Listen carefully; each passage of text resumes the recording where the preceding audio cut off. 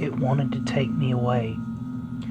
I'm homeless and living out of my car, but not for the reasons you'd think. You see, I'm what you would call a stereotypical mama's boy. Never had any girlfriends, not many friends either. I was an only child who spent all my time clinging to my mother. I didn't have a dad, but my mom made up for it. When she wasn't working, she spent all of her time with me, taking me to the movies, playing video games together. She was my whole world, the only person I needed. Unfortunately for me, this piece would all come crashing down. In my early 20s, my mom started getting sick. I tried so hard to take care of her and prayed every single day, but things only got worse, and the cancer would quickly take her life.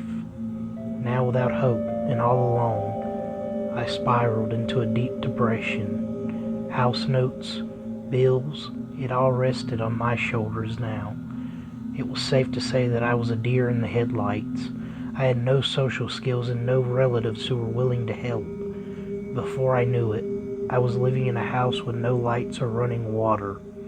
I was in the worst situation of my life and ended up in a dark place.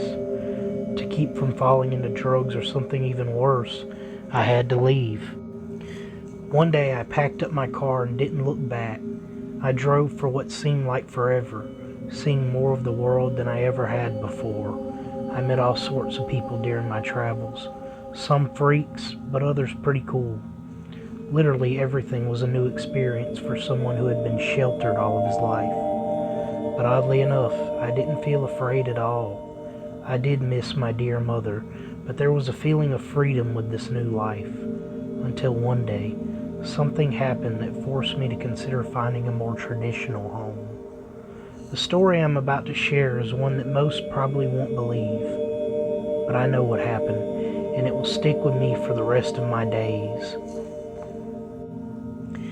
It all started around midnight on a lonely country road. There was nothing but cow fields and old barns as far as the eye could see. I was trying to make it to the next town before calling it a night, but I had been driving all day and was getting pretty tired. Seeing as how I didn't want to wreck my only home, I decided it was time to pull over. I parked on the outskirts of one of the large cow fields. It was a clear night with stars filling the sky, so I figured it would be nice to break out my tarp and enjoy the view. After setting up, I sat down and opened up a bag of chips.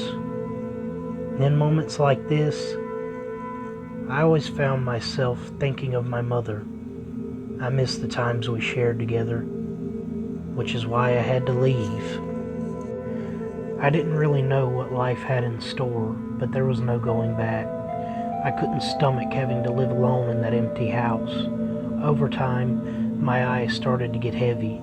I turned on my side, ready to get some shut-eye, hoping an angry farmer wouldn't greet me with a shotgun the next morning. As I did, the most peculiar thing happened. What seemed like a ball of fire or some sort of meteor whizzed by. Thinking it was a shooting star, I paid it no mind. I would attempt to nod off, but that proved impossible, as the nearby woods gave off an ominous orange glow. My first thought was that this could be a forest fire, but as I rose to my feet, a loud whirring sound filled the air to the point that I started having strong headaches. I limped back to my car, writhing in pain, prepared to call for help. While trying to dig for my phone, I heard a strange thud from behind me, sort of like footsteps from a very large person. I turned to see whom or what was behind me. That's when I saw it. A giant creature about 7 or 8 feet tall in stature crept towards me. It seemed to be in some sort of metallic suit, giving off the same glow from before. The being wore an astronaut-like helmet that hid its facial features. It tried reaching for me with a slender and wrinkled arm. I instantly screamed and locked myself inside my car. Tears started to swell as I feared for my life. Never before had I seen something so horrifying. It was obvious this being was not of our world.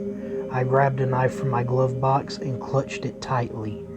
Not that it could stand up to a literal freaking monster. The next thing I knew, its bony, three-fingered hand was pressed against my window. I was certain that the being would have no trouble shattering the glass. Quickly, I crawled onto the back floorboard and started to pray. I just lost my mother a few months ago, and now a monster was trying to kill me. What did it want? And was my life seriously about to end here?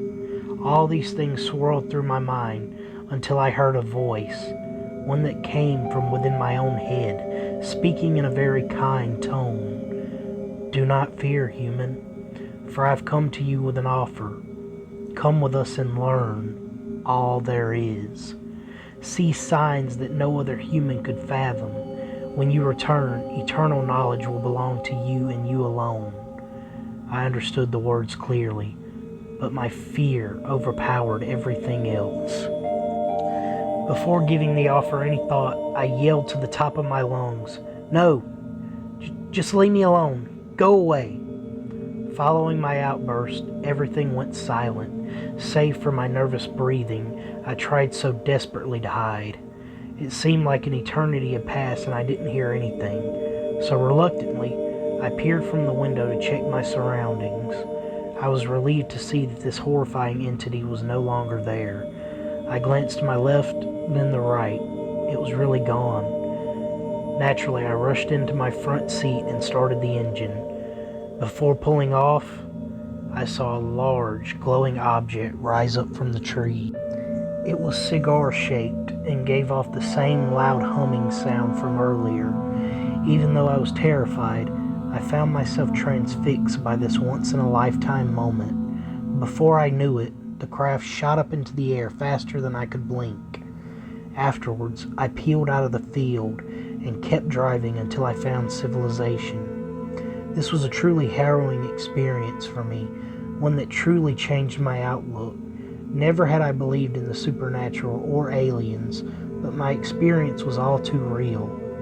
I ended up keeping this story to myself for the longest. After all, a homeless guy who saw an alien probably wouldn't sound good. I ended up finding myself a job and an apartment, no longer interested in the nomadic lifestyle. Presently, I've even started dating a beautiful waitress. Even though my life is pretty normal, I still have strange moments. Every once in a while, whenever I'm alone, I feel as if I can still hear the creature calling out to me, telling me that they're still watching and haven't forgotten me. But for the sake of normalcy, I try to ignore it. I often wonder what would have happened if I went with them. Was it a trap to hurt me?